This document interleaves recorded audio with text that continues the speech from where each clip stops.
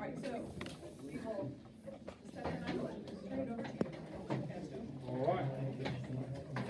All right, I'm tracking here like a rat. All right, Tony Casto with the State Police. Been with them for 23 years. And 23 years Monday, as a matter of fact, December 4th was when I got sworn in. So 23 years, 2 to go. That I have to go for a 25-year career. You can stay 34, you can actually stay till you're 65. But I can do 2 more years and retire. And we can get into some retirement here in a little bit. But it is kind of a cool career as far as that goes. I can retire with a pension. I'd be 51 at the time. But before I was in education, or before I was in police officer, I was in education. I was 3 years at Homestead and 1 year at Whitco, taught psych, social, U.S. history. So I can retire from the state police, get a pension, draw a pension from them. I can go back into education if I want, whether it be high school. I can go like maybe Ivy Tech or something like that. Do something like that. I could take some of my experiences having worked for the government, or maybe some of my training where I work with trucks, truck enforcement, things like that. Maybe go to like a Schneider or something like that and be a continuing education trainer there and start almost a second career. So there's some different flexibility with some of the stuff that I have coming up before me that's way down the road for you guys, but it is something that a career that you can stay for your entire life if you want, or kind of like your military career, you can put in a certain amount of time and then move on to something else, which can be attractive for some people, okay? We'll get into a couple different things. One thing, I know you're a large group and you're kind of mixed as far as different classes and all that, but if there's anything that I say that raises a question in your mind, just raise your hand and we'll take care of it right there. A lot of times, rather than trying to save it at the end, I just forget quite a bit or whatever. So if you got anything that piques your curiosity or whatever, just raise your hand and we can go down that path, and maybe we'll go someplace we haven't in some of the other 6 classes. So, all right. Anybody ever consider a career in law enforcement? State, local, federal, whatever, be police officer, conservation officer, FBI agent, whatever. Okay, a few of you have. Okay, that's good. It's a good career. I can't say it's a basket full of roses all the time, but it's been a good career so far. There are challenges that you have. If you want to think of one thing with law enforcement, we think of Veterans Day was just a couple weeks ago, right? When we think of our military, we honor our military, respect the people and the freedoms that they give us and all that. One thing I tell people, the military folks, when you see things on the movies, when you see things on TV or the news, and they go over for a year tour in Iraq and Afghanistan, it is a big, heavy dose of intense, really intense, stressful stuff, right? Think of a law enforcement career. There are very few times when we go from house to house to house, day after day after day, like what they do with post-traumatic stress syndrome.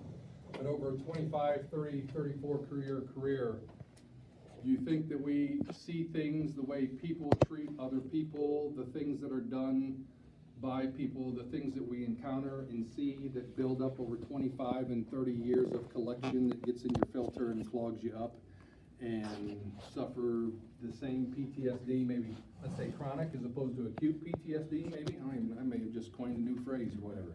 It's a new psychological thing.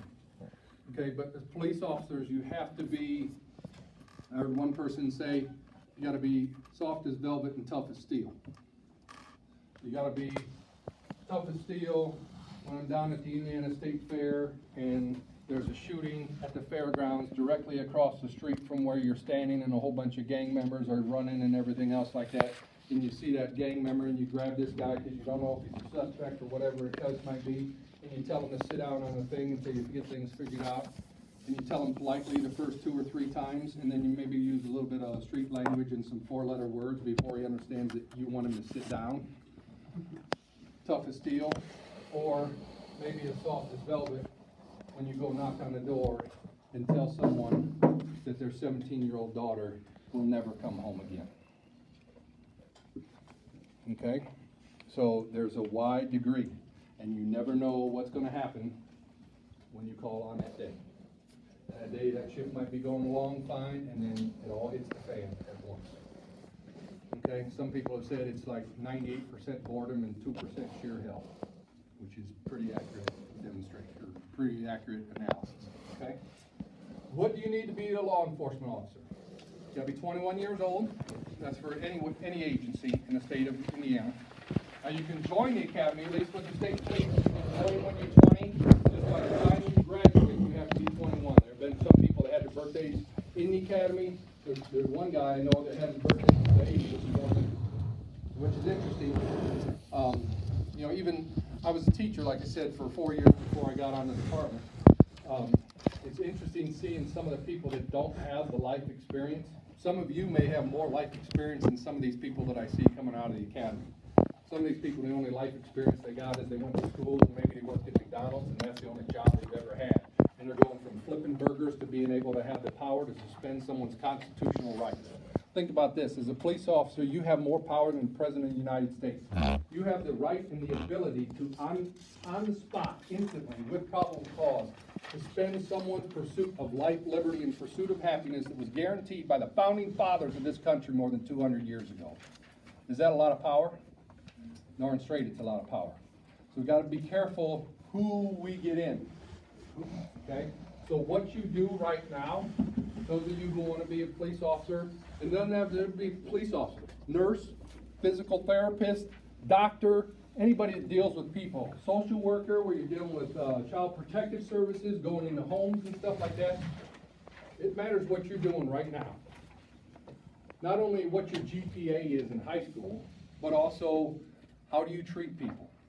Are you teachable? Are you coachable? When we do your background investigation, we're coming back to Norwell High School. I'm going to talk to Mrs. Tucker, and I'm going to ask how you were in class. Were you tardy? Were you truant? Did you do your work? Were you respectful to her? Were you coachable on a football field, or did you have to be told 10 times that you're trapping over here and the ball gets hiked or whatever else like that or whatever? Are you coachable? When you're on a date, when you went to prom, am I going to try and find your prom date? Yes, I am. How did you treat her? With respect, or did you treat her like a piece of meat? It speaks to the character of the person that you are.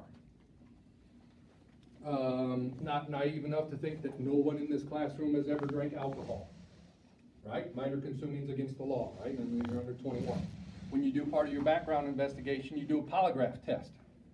One of the questions you're going to be asked, have you ever drank alcohol or committed any crimes, or, you know, they ask a whole ton of questions. Okay? We know the answers to the questions, most of the questions already. Some of them are a surprise. But that's the come to Jesus moment right there. We don't expect you to be perfect. If you got a ticket at Ball State when you were rushing Sigma Chi at 19 years old, own your stuff. Be honest. That honesty is one of the biggest things with law enforcement. I mean, obviously you got to be good moral character, but you also got to be honest. Nobody expects you to be perfect. Okay, now there's levels of imperfection, okay? If you got a couple minor consumings, we can work with that. If you're a heroin junkie, probably not going to go on, okay? That makes sense? Everybody agree with that? That's common sense? Okay? But own your stuff. If you lie about something and we find out that you lied on that polygraph test, you're out. Because again, character is a lot in this day and age. I mean, would you agree that law enforcement right now is under great public scrutiny? And the media likes picking at every little thing. Some of it's deserved, some of it's not. And what about this? We got into this. What do you think about body cameras? Good idea or bad idea? Wait, who votes good? Who votes bad? Right now, a lot of people vote bad. I was on the fence with, not on the fence, I was on the good side. Until I've seen a couple different things that's like, holy cow. Let me put it to you in this perspective. Everybody watch football, whether you want to or not. Girls, I don't know, maybe you got some football fan girls, but sometimes you probably go watch because brother's watching or dad's watching, whatever. How many times do you see the Colts and, I don't even know who the Colts receivers are. They're terrible this year, are they not? Who's that little guy? T.Y. Hilton, right. T.Y. Hilton. How many times have you seen T.Y. Hilton? He runs it out right there in the 2-minute drill, and who's the Jacoby? What's that? Wow. How bad are the Colts? I don't even know that quarterback. Jacoby Brissett throws an out route. T.Y. Hilton catches it, puts it 2 feet down. First down, right? And but what when the guy throws a red flag, and we're gonna examine it. And this is the NFL where we've got 100 cameras around the stadium, HD high definition television. and you're like, no way, man, that's a catch. And you look at it, and you look at this angle, looks like a catch. Look at this angle, looks like a catch. Look at this angle, I can't tell from that one. Look from this angle, uh-oh, toes on the line, clearly. Did anybody do any magic with those cameras? I've got a body camera on, it captures this, maybe 180 degrees. It doesn't capture what's going on behind me. It doesn't capture what I was told before I got to the scene. It doesn't tell me what my spidey senses are feeling. It doesn't tell me what's going on from this angle. If I'm standing here, what do I have over down by my right leg or whatever else like that? You can't see because you're only capturing it from here. Okay, there's another thing with compression. I didn't even know about this till I went to the FBI Academy in the spring. Spring, early winter. There's this thing called compression. There was a lawsuit that they showed us a videotape of a confinement officer, a jailer. And it looks like he takes this guy and it looks like he grabs him and throws him up against the wall. And then also, a little bit later, it looks like he pushes the guy up to the counter where he's supposed to give his name, date of birth, and address, and all that stuff to be booked in. The sheriff fired him for excessive use of force. Tried to fire him. The guy fought it. He's like, no, it didn't happen that way. He's like, the sheriff's like, what do you mean? I'm looking at it right here on the videotape. He said, it didn't happen that way. Yes, I moved him over to the wall. Yes, I moved him up to the counter, but I did not slam him up against the wall. Well, how do you explain the videotape? I don't know, but I did not slam him up against the wall. So they hired this forensic deal, and they get into this, and he brought in the data. He brings in the metadata. When you're looking at digital video, what is it? Is it video, or is it a whole bunch of single photos strung together? Single photos strung together, right? It's not a continuous thing. So the guy downloads, this company downloads the metadata, and it shows frame one, there's like a 0.03 seconds from this picture, 0.03, 0.03, 0.03, 0.03, and then you're looking down the spreadsheet, and then the gap, or whatever they call it, between this photo and this photo is 0.72 all of a sudden. Why? Compression. I don't understand, I'm not techie enough to get compression. So they look at, okay, what's the film, what's the image on here, and then everything's been like, like not even a third of a second, like less than a tenth of a second, and then all of a sudden we've got 7/10 of a second, which is almost, it's more than a half a second, between a half second and a second. Everything's been 0.03, 0.03, 0.03, 0.7.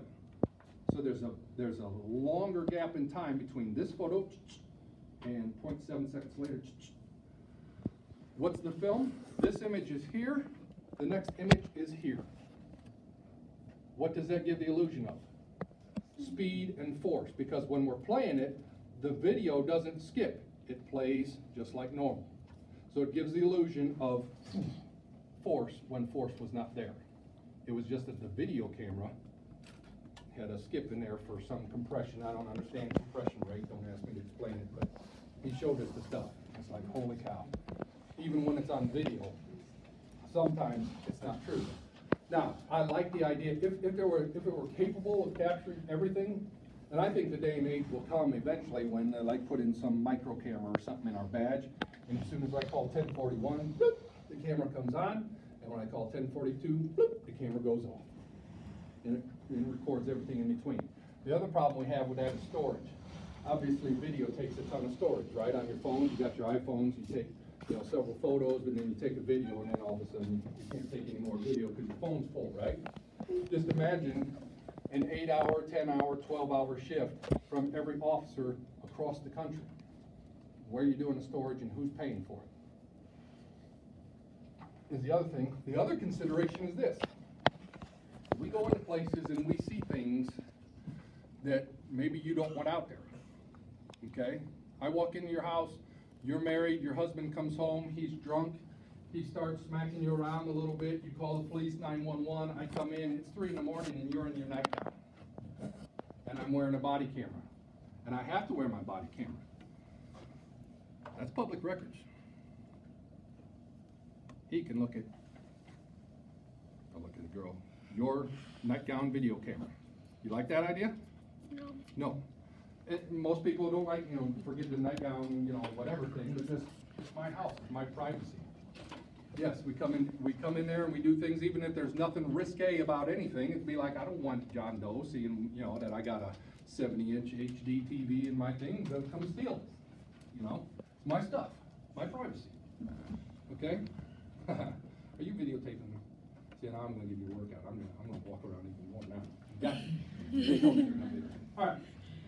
So a whole different thing. So I get on a whole different tangent there. All right. Back to getting into law enforcement. What do most of you know, anybody know, what, if you're pursuing a degree in law enforcement, you want to go to school, what do a lot of people, what do a lot of police officers, what classes do they take? What do they major in law enforcement? Criminal justice.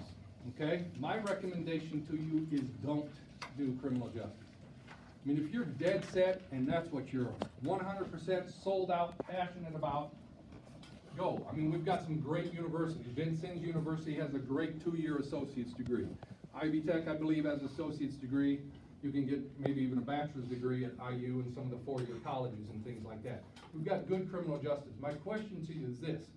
What happens if you apply for a police department and you don't get in? It took me 2 times to get into the state police. The first time I thought I'm in like Flynn. Interview went well, everything went well. I'm like, nope, got that letter. I'm like, what the freak is going on here? Second time I go to the interview process, one of the first things you did after they look at your application and you take your test, the next step was a 5-member board interview. I did so terrible on that interview, I almost asked for another application on the way out. I got the job on that one, I don't know. But anyway, let's say you go 3 or 4 times and for whatever reason you don't get in, or maybe you've got a skeleton in your closet that you can't overcome. You've changed, but you've got something in there that they're like, I don't know, man, we can't put him in uniform, we can't put him in a gun, he's got too much baggage. What are you doing with that criminal justice degree? I don't know. How about this though? I've got a degree in education. Whether I don't get a job in policing, or maybe after I'm done policing, I can go do something else with my education degree. How about business or finance? And it may even help you pay off while you're in policing. For example, finance. If you're in investigations and you want to become a detective and you're doing white-collar crime, I could look at somebody's ledger, accounting book, or whatever, and have no clue what I'm looking at. Looks like 2 + 2 = 4, good to go. But somebody had to figure out Bernie Madoff. Bernie Madoff's some, certified public accounting, stock exchanger, whatever, that ripped off people by millions of dollars. I wouldn't be able to look at the books and tell him. But if you've got a degree in finance or public accounting or something like that, CPA, bam, you can figure it out. You can see how he's doing. How about foreign language? Everybody knows when you come to America, what do you speak? American, right? We are some of the most ignorant, arrogant people in the world. How we are one of the most advanced, progressive countries in the world blows my mind. Because, you know what? Does the same hold true for us when we travel? No. When I go to France, guess what they better speak? American. Because I'm American. They should know English, right? And you know what? They do. How many of you know any of the foreign exchange students that are going to school here? They're incredible. I mean, for the last 2-3 years, if you haven't, try and get a little bit out of your comfort zone and get to know them. There are some amazing people. It's amazing. Some of the similarities they have are amazing, and some of the differences that they have are amazing. But those kids, most of those kids know 2, 3, 4, 5. I think one of the most that Teresa had, somebody knew 7 languages. We live in a world that keeps getting smaller and smaller and smaller. You hear that, but it comes true with all the technology and everything else like that that's going on. What's the most important thing in any relationship, whether it be a dating relationship, whether it be a work relationship, whether it be a political, diplomatic relationship? Communication. And if I can't habla, we got problems, don't we? And I'm guilty as just about anybody. I never picked up. How many people know second language? Okay, look, we're not even talking 10% of the class. And how many of you would say you've mastered it?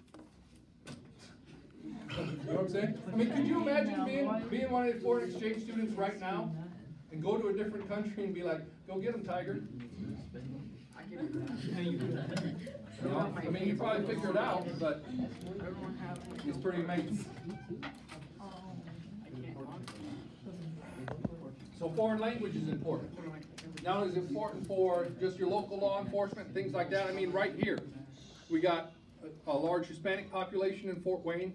What's another immigrant population that's expanding and pretty notable in Fort Wayne? Anybody know? Somebody say Amish? They were already. What's that? What do Amish speak? German or Dutch? Some of them do. There probably is a little bit of mixed, whatever, but mostly German and Dutch. And if you know German and Dutch or Dutch, you can probably catch enough to know what they're saying. Burmese. Anybody in here speak Burmese? No. But all of a sudden, the Fort Wayne Police Department, because guess what? The Burmese are victims too. They get their houses robbed, they drive to work, they get in crashes, they, whatever. They have domestic disputes, everything else like that. Some of them don't even speak English, okay? And the amazing thing is they will come over here and just by watching TV, no formal education, will pick up English. Same thing with the people coming from Mexico. It's amazing how intelligent they are that they can sit there. I just watched something called The End of Ellen. Who's this group, the Korean group, BTS or BT? BTS. They said, they were in there, they said they learned English from watching Friends. That's amazing. That's a pretty smart cat that can do that. I don't know, I've never tried it, but I don't know. Maybe I'm just too lazy. But foreign language, you can do that not only with your policing, but if you want to go FBI, federal, CIA, whatever else like that, military, there's a whole lot of applications for language specialization. So I guess you get what my drift is. Go do something else. Maybe law enforcement is your #1 thing, but if you're going to spend a lot of money, I'd spend it on something, pick it on passion #2 so that you've got a fallback if law enforcement doesn't work out for you, or for after law enforcement, or whatever else, or during law enforcement. Don't just be singular minded, if that makes sense, would be my suggestion. Okay, so back to, I think I got away from requirements. You gotta be 21 years old. Your vision has to be correctable to 20/50. Okay, it's okay to wear glasses or contacts, but you gotta be 20/50 or better. Obviously, with the job that we do, the driving, the shooting, whatever, you've got to be able to see well, okay? You have to have a valid driver's license, you have to be a United States citizen, and the kicker for the state police that knocks a lot of people out, or discourages a lot of people, is when you apply to the United States Police and we do your background investigation, you have to sign a piece of paper that says that you are willing to move anywhere within the state of Indiana. There's a lot of people that are not willing to do that. They want to be police officers, but they want to be police officers in their home community. They want to be guardians of their family, friends, and the community where they grew up and where they plan on living every single day of their life. They don't want to take the chance of maybe they come from Bluffton, Indiana, and be sent down to Evansville for 2 or 3 years, or up to the toll road in Gary or something like that, until they can transfer back to Fort Wayne District. That's a deal breaker for a lot of people. We try, the state police, especially this superintendent, we have a superintendent, it kind of goes with the governors. When we get a new governor, they'll appoint a new superintendent a lot of times. As a matter of fact, this is one of the only times we went from Governor Pence to Governor Holcomb, and he kept the same superintendent. A lot of times the superintendent, if it's a Democrat, they'll appoint a Democratic superintendent. If it's a Republican, they'll report or hire, promote, whatever you want to call it, Republican superintendent. But even this one, we went from Pence to Holcomb, Republican to Republican, but I've never seen it cross governor administrations before. So our superintendent, Doug Carter, is a pretty good dude. And under this administration, he tries to get you back, especially if you own land, you have kids that are in school, maybe your wife or your husband has a job that they just can't quit in Fort Wayne and go down to Evansville and get hired right away. If you're a nurse, you're pretty flexible. If you're I don't know, maybe even GM might be hard to go from one factory to another and get the pay raise without your family suffering, some sort of thing. So they'll try and get you back home, but there are no guarantees. So, like I said, that can be a deal breaker between local law enforcement and state law enforcement, state police. Okay. Another obvious one is pay. Okay. We'll get into the nuts and bolts, and a lot of people like pay. We just got a significant pay raise last year. We hadn't gotten a pay raise in 8 years up to that point. But we got a pay raise last year. And just so you can kind of compare some apples to apples. The state police now at the academy, you're making $42,000 when you're in the state police academy, beginning next July, I think is the correct number, July 1st, 2018. $42,000. Now to give you some perspective on that, anybody here want to be a teacher? Nobody? One? Okay, two? Couple? Okay. If you come back to Norwell, this is about what you're looking at making. With a 4-year degree, going to IU or whatever, spending about $20,000 a year, you've got yourself an $80,000 degree, bachelor's degree, and you're making $34,000. When a guy who wants to be in law enforcement can go in there with a high school diploma or GED and make $42,000, and he's not even a real cop yet. Okay? First year out, $48,000. This is 5 years, 10 years, 20, and 34, I believe, as a trooper. That's that's police officer at the bottom tier. You're not a sergeant, not a corporal, not a lieutenant, not a major. You're a police officer, period. Obviously, if you move up in rank, your pay scale goes up, okay? So, we did get a significant pay raise, and I think part of the problem was we were getting, our application pool was just becoming, it was abysmal. We were supposed to have 80 troopers come out of this last class that we just graduated in October. I think we started with like 38 and graduated 32. We only took 38 applicants because that's the only good qualified people that we had. When I first came out of the academy, we started like with 60. I think we graduated 54, 52, I don't know, somewhere in there. There were like between 1,500 and 3,000 applicants. Last year we had like 800, 900 for 80 positions. Nobody wants to be a police officer right now because we weren't paying well, and obviously law enforcement is not the most popular career to choose right now, okay? Not that you gotta be a Boy Scout, but you gotta definitely be interested in public service and, I don't know, guardian, protector, order, whatever, okay? It's certainly becoming more and more. It's not just about enforcing laws anymore. It's about being a community service person, a social worker. You're part social worker, you're part Mr. Fix-It, you're part Mr. Direction, you're part child care person, you're part go arrest a bank robber, go arrest a murderer, whatever. You're a lot of different things. You wear so many different hats, okay? It can be a very challenging job. Like I said, you can go from 0 to 100 in an instant without any warning. Okay, so teacher, you're looking at $34,000. Even with a master's degree and working 20, 25, 30 years, it's going to take you a long time to get up to $62,000 or so. I think our legislature, hopefully, they jacked up the education pay 7, 8 years ago. They've got to do something because I think we're not getting the same thing we were facing in law enforcement, not getting quality applicants. I think we're running into the same problem. We're discouraging some people. They're looking at that and be like, why would I go to school for 4 years and make $34,000 when I can go serve or, you know, other people, take care of other people in a different manner and make a heck of a lot more money. So, thank you, teachers. There's my public service announcement for education. Okay, local law enforcement, so we're comparing apples to apples. The chief deputy, Scott Holliday. Anybody recognize that name? I think he's got kids that did go here or do go here or whatever. Okay, he's the #2 guy. He's right under the sheriff. Sheriff is Monty Fisher. Scott Holliday's #2. He's going to be running for sheriff here in a couple months. You'll see his name and his pictures and stuff in a couple months here because he'll be running for sheriff. He's making $55,000. The chief of police for Bluffton is making $56,000. Okay, I'm not telling things out of story. I'm just giving you a comparison. You can find the salaries. You can find my salary on the internet.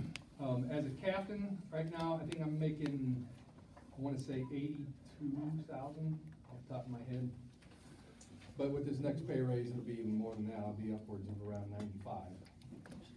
So it's pretty substantial. I never thought I'd be making that ever.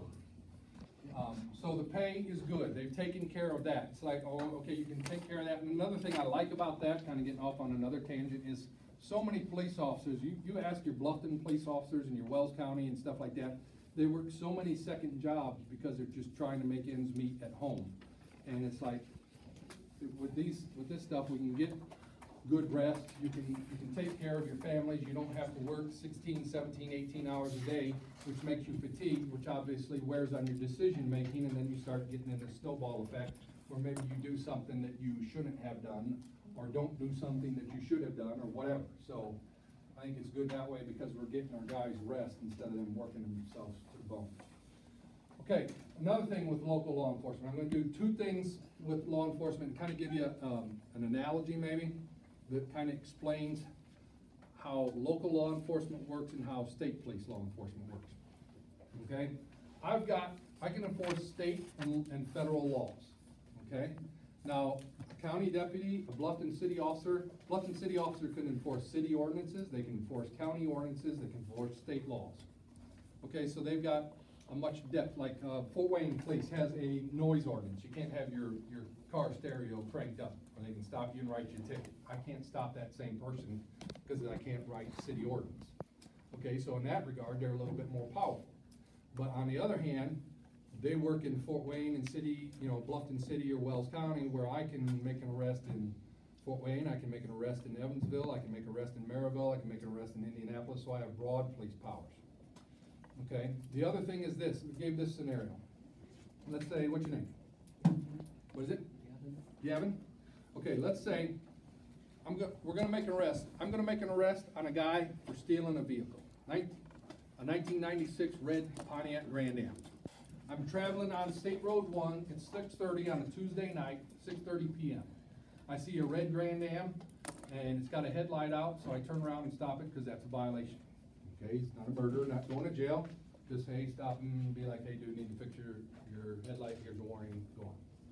So I stop him, and I say, walk up to the car, Trooper Casto with the state police, stop because you got a headlight out, can I have your license and registration, please? He says, I ain't got no license. You don't have a license or you don't have one on you? I got a license. Well, what's your name? It's Bill Jones. Bill Jones, okay, what's your date of birth? 1/13 of 83, okay? Now, those of you who read Encyclopedia Brown novels, do we have any clues yet? Okay, now also what you're picking up too, you see this guy is nervous. Now everybody's nervous when they get stopped by the popo, right? Nobody wants to deal with the popo, okay? But this guy is like a notch or two above the normal level. You get this baseline. You start establishing this baseline as you work. You realize how most people react. This guy's a notch or two above. His voice is a little bit shaky. His hand is shaking. You can see his carotid artery is just bang, bang, bang, bang, bang, just beating in his neck. You can see his heartbeat in his neck. Another clue, right? So then I say, okay, we got your name and date of birth. I can go run you on the computer. How about a registration for the car? I don't know where it is. Well, how about you make a little bit of an effort? 99% of people in America carry their registration where? Glove box. Or center console, or 3? Glove advisor. Is that what you're, or are you just waving at me? She's going with advisor, okay? So I say, well, why don't you take a look in your glove box and see if it's in there? And he does this number. Nope, not in there. Okay, well, how about the center console? Okay, let me check. Nope, not in there. And be like, wait a minute, when you open the glove box, it looked like your registration was in there. 2 or 3 pieces of paper down there. Why don't you take a look there? I thought I saw the barcode on the registration. So he opens it up. As he's reaching for the thing and he's handing in the paper, shaking a little bit more than normal, I said, who's this your car? Nope. Who's the car belong to? My girlfriend. What's your girlfriend's name? Susie Q? Susie Q. Okay. Why don't you hand me the registration? I'll go back and run your driver's license, make sure you're valid, write your warning, get the headlight fixed for your girlfriend, all right? I look at the registration. It ain't Susie Q's registration. It's Gavin's. Gavin, right? That was a long time ago. We spoke. It's Gavin's registration. Okay, do we got clues? We got the guy really isn't real sure about his name or date of birth. He says it's his girlfriend's car. He tells me the girlfriend's name. The registration on the car doesn't thing. His carotid artery's beating out of his throat. We got our spidey senses are starting to go off a little bit, right? We're gonna maybe get Gavin out of the car and maybe cuff him up a little bit until we figure out what's going on. So we run him, find out the car is stolen, and be like, okay, Bill Jones is going to jail. Okay, now, same scenario, Bluffton City officer. Okay? So I shouldn't have used Gavin, but we're gonna use Gavin. Bluffton City officer going up State Road 1, it's 6:30 at night. He sees a red 1996 Pontiac Grand Am with the headlight out traveling southbound on State Road 1. Bluffton City officer says, that's Gavin's car, because he knows Gavin. He knows Gavin drives a red 1996 Pontiac Grand Am with the headlight out, but he also knows that Gavin works Monday through Thursday at the Taco Bell from 5 to 9 because he's a high school student. His mom and dad don't want him to work any farther past 9 so he can do his homework. He knows his mom and dad, Steve and Susie, and he knows where they go to church, he knows where they work, he knows everything about him. He knows Gavin's brother, and that ain't Gavin's brother that's driving. Matter of fact, Gavin's brother's in the service right now. He's out in North Carolina or Georgia. I'm not sure which, Fort Benning or wherever, Fort, you know, some fort somewhere, from the Army. That ain't his brother.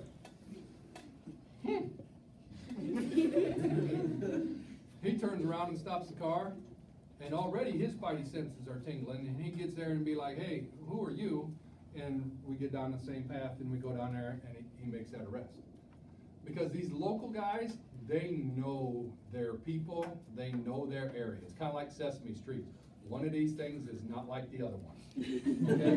They know your business. I tell you what, Wells County is evil. I'm telling you what. Having lived here in Wells County, I've lived here twice. I moved here when I first came here when we were married in 1990, when Teresa and I were married. And we moved back here when my son Skylar, he graduated from Norwell. We moved back down here because the vacations weren't matching up and all that stuff. Long story. But anyway, we came back down here from Wells County. Let me tell you something. For those of you, just from an outsider's perspective, if you're not from Wells County, you will never be from Wells County. It doesn't matter if you have kids, and they have kids, and they have kids, they ain't from Wells County. People know people's business in Wells County. Do they not?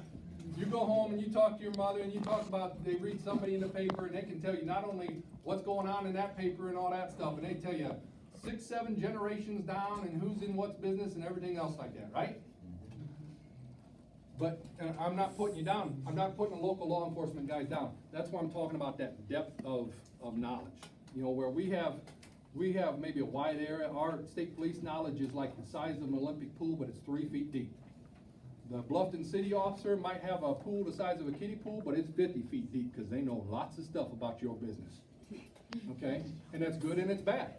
Okay? Obviously, Gavin didn't realize his car was even stolen because he's stuffing burritos at Taco Bell. Okay? But the Bluffton officer knows what Gavin drives and everything else like that, and they're able to do things. I might be able to stop some drug dealer unless I smell some odor or see some paraphernalia or something else like that. I don't know who I've got there, but the Bluffton guy does, the Wells County guy does, the Adams County guy does. There are some huge advantages, and I learned very early on with local law enforcement that information that these guys have is just incredible, and you can't get it anywhere else. So, you know, we both arrived at the same thing. We both figure out that car was stolen, but we get there 2 totally different ways. Okay, does that make sense, kind of? The other thing, the other huge advantage. Where we done it? What time? 2:30. Okay, I got it. So fast. Okay. Bluffton has maybe 4 or 5 different specialties. They might have a detective. They got canine handler. They got instructors that teach, you know, firearms and first aid and defensive tactics. They got field training officers and crime scene techs. But they got like 1 of each. They got like, I think they have 2 detectives. And those detectives have been there for forever. And there'd be detective for 20 years and 25 and 30 years, and you get hired on the police department, you've been there for 5 years and 6 years and 7 years, and you really want to be an investigator, and you're like, please, Andy Ellis, would you retire sometime? So then that job comes open, there's 25 guys that are on the Bluffton Police Department, that 1 detective job comes open, and you're 1 of 12 that puts in for it. What are your odds? Not that great, 1 in 12, thank you. You're a genius. Okay? And if you don't get that job, hey, great job on that interview, you came in 2nd place. Maybe the next one that comes open in another 10 or 15 years, that's probably yours. Okay? Indiana State Police, we got 9 detective positions at the Fort Wayne post alone. There's 14 posts across the state. Okay? We have so many different things, so many different opportunities within the state police that we can afford just because of our size and our deeper pockets for the state. For example, here's all the things that we offer. They got 5 over here. Here's some of the things that we offer. SWAT, Emergency Response Team.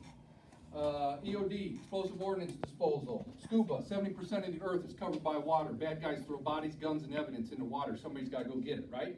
Back to the SWAT team. We got the SWAT guys, and they carry rifles, and they got the Bearcat armored vehicles and things like that. You ever seen those on YouTube or CNN? Those Bearcats cost over $250,000, $250,000. Does the Bluffton Police Department have the money to afford that, to park in their garage and use it maybe the 1 or 2 times if they have an opportunity to? No. They don't have the money, the time, anything else like that to buy that. Do we?